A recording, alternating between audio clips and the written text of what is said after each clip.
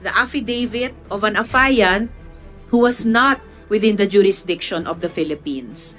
At kung hindi mo sasabihin ang buong katotohanan and explain yourself, I'm sorry, pero nagmumukhang you will be left holding the bag. You will be left holding the bag, Attorney Galicia. Sabi mo, isang alias Alan ang nagbigay sa iyo ng affidavit ni Miss Alice. Alam mo ba ang dahilan kung ba't niya finacilitate ang affidavit ng isang tao na klarong wala naman dito noon? Okay, Attorney Galicia, any comment? Dun sa interview na nasubaybayan ng NBI, sinabi doon ni Miss Alice na kilala ka niya. Any comment po ba doon? Madam, Yung mic nyo, Attorney. ito po. Madam, allow me, Your Honor, to claim the confidentiality of the executive session. Ang executive session po, gaya ng sinabi na kanina, ay may kinalaman sa national security and public safety. Yung usapin ba na kung kilala kayo o hindi ni Mayor Alice, wala pong kinalaman doon sa pagkaalam ko. Attorney, I really hate to do this to you, pero it's clear, at least to our committee, na you notarized the affidavit of an affiant who was not within the jurisdiction of the Philippines. At kung hindi mo sasabihin ang buong katotohanan and explain yourself, I'm sorry, pero nagmumukhang you will be left holding the bag. You will be left holding the bag, Attorney Galicia.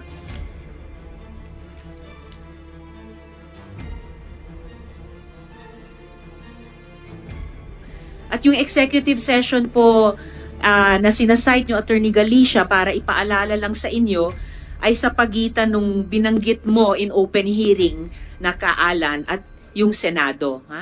So, at sabi mo, isang alias Alan ang nagbigay sa iyo ng affidavit ni Miss Alice.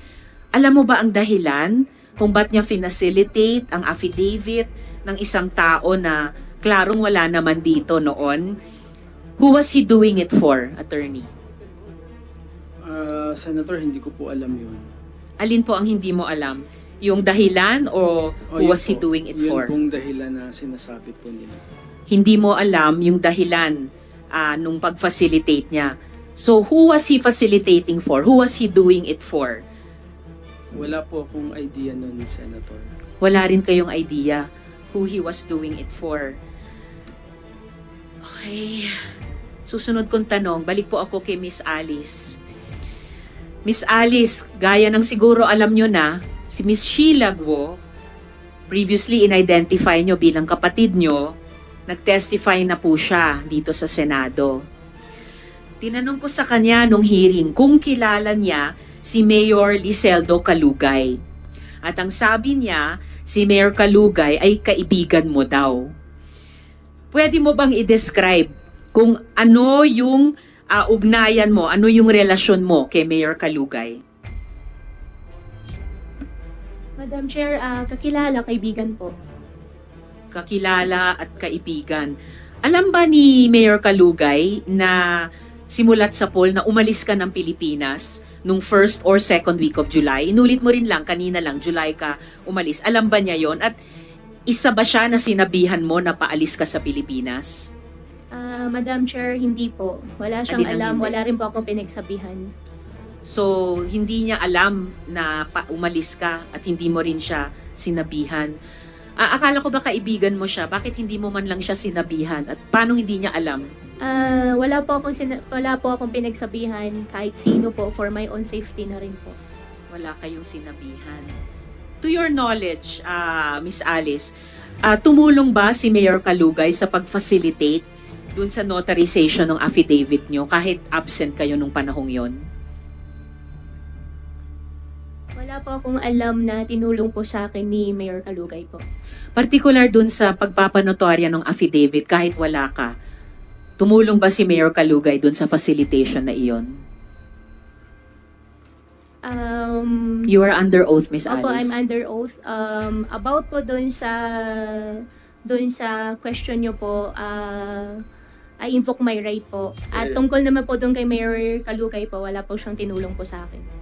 Ano yung ini-invoke nyo ng right? Alin? About po doon sa notary po. Ini-invoke nyo yung right against self-incrimination dun sa tanong na kung nag-facilitate si Mayor Kalugay sa notarization. Hindi po. I invoke my right against self-incrimination po about po doon sa notary po dahil po may kaso na po final po sa DOJ. Pero yung about naman po kung may alam po si Mayor Dong, wala po siyang matagal ko na po hindi siya nakakausap actually. Matagal. Kailan kayo huling nag-usap? Matagal na po. Ganong katagal? SP Pro Tem? Yeah. Madam Chair, kung naalala nyo, nung huling hearing, Madam Alice, di ba tinanong ko sa'yo, meron ka bang karelasyon na politiko, Opo. congressman? Opo. Di ba tinanong ko sa'yo, may karelasyon ka ba? Wala po. Senador? Wala po. Mayor? Wala po. Sigurado ka? Di ba, ang Sigurado tanong ko po. sa'yo, meron ka bang relasyon na mayor sa Norte? Wala po. Ha? Wala po. Specifically, actually hindi ko naman binanggit yung pangalan ng bayan at ang pangalan ng mayor nung last hearing mo rito. Pero ngayon, it's an open secret already na ang mayor ng Sual, na si Mayor Dong Kalugay, ang Sual, hindi San Juan, ang ang karelasyon mo. At Hindi po yung totoo, Sen. Hindi, sandali lang. Patapusin mo muna ako. At itong mayor na ito ay kasosyo mo. Nagpapatakbo ng pogo mo sa Bamban. Clarify ko lang po, Sen, wala po akong pogo at hindi rin po ako nagra-run po ng pogo. Well, whatever. Kailan kayo nagkakilala ni Mayor Kalugay? Hindi pa na po rin po maalala. Talaga? Opo. Kailan kayo nagkarelasyon? Wala po kami relasyon. Oh, talaga how do you describe your relationship with Mayor Kalugay? Kaibigan po. Higit sa pagkakaibigan? Kaibigan po. Ibigan? Kaibigan, friend po. Okay, tinulungan ka ba ni Mayor o yung mga tao ni Mayor upang magtago o para di agad mahanap ng mga otoridad? Wala po, hindi po. Ganon? Ito, meron akong picture na papakita sa iyo. Ito si Mayor Kalugay. Correct? Ito ikaw to, diba? Hindi ko po masyado makita po. Bibigay ko siya mamaya. Opo.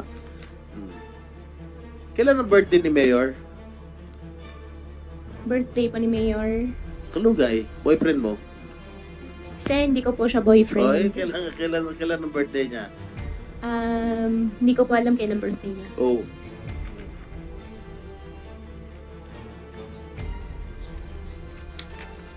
Oh. Ito si Mayor Kalugay, naka-suit ng t-shirt mo, Alice, go. Marami pa yung t-shirt niya, more than 20,000 po yan. Binigyan mo siya? Baka meron po siya. Binigyan mo siya More ng than personal? 20,000 pieces po yung t-shirt. Oh. Mukhang yung magkakatabi kayo, mukhang mainit ang pagtitinginan ninyong dalawa. Oh. Yan po yata doon sa Kasalan Bayan po yun. In-invite lang po ako. Ba't kayo in-invite? Mayor ka ng Tarlac, siya mayor ng Pangasinan. Kasalan Bayan po parang ano po yung invitation Kasalang po. bayan ng Suwan o kasalang bayan ng Bamban? Kasalan Bayan po ng Sualian. Ba't ka na-imbita? Magkaibigan po kami. In-invite lang po ako. Marami mga mayors na imbita o ikaw lang? May mga ibang politicians po. Hindi ko naman po kakilala. Pero ikaw ang katabi.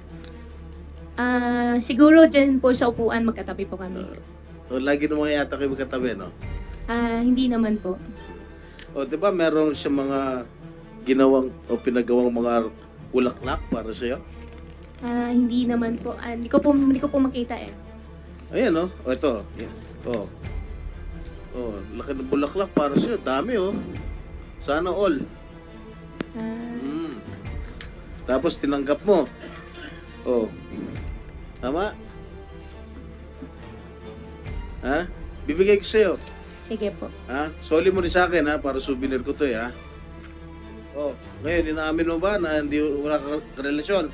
Hindi mo siya- Hindi po tama yung term na amin po dahil wala naman po talaga kaming relasyon po. O sige, gaano ka kalapit kay Mayor Kalugay? Kaibigan ko po. Kaya nga, ako, kaibigan ko Senator Risa, kaibigan ko Senator Coco. Gaano ka kalapit? Ay, yun ang tinatanong ko.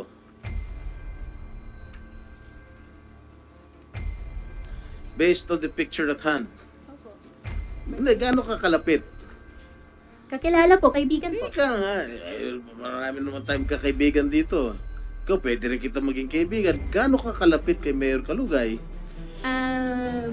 Hindi ko po alam paano po kayo mag-gauge po na kung kano kalapit. Hindi, nagsasabihan ba kayo na sikreto? Ng ano? Hindi naman po. How far is your relationship? Magkaibigan po kami. Magkaibigan lang. So, Opo. yung parang normal na kaibigan. Opo, magkaibigan po.